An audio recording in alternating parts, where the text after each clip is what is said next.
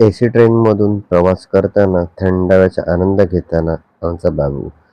नंतर पुढे बसमध्ये ट्रॅव्हल करताना जमलगुट्टूवर डान्स करताना आमचा बाबू. बसमधून लघुशंकेला उतरताना सासरे बुवांना पळवताना आमचा बाबू. मग काय सासरे मंडळीबरोबर निघालो अक्कलकोटला. स्वामींचं दर्शन घेऊन मन प्रसन्न झालं, पण गर्दी बघून अजून प्रसन्न झालं होतं.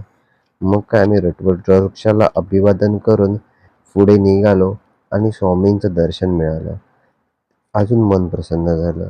त्यासाठी आम्ही तेथेच बसून मनचिंतन करू लागलो. मग काय 40,000 रुद्राक्षांच्या पंचमुखीचे फोटोसमोर उभं राहून अभिवादन करून तेथील जुन्या देवांचे फोटो बघत उभे राहिलो. मग तेथील मूर्ती आणि तेथील परिसराचा देखावा काढत तिथे फ्री पार्किंग आणि अन्नाची सोय आहे आम्हाला नंतर कळाले. महाराजांच्या फोटोला अभिवादन केले.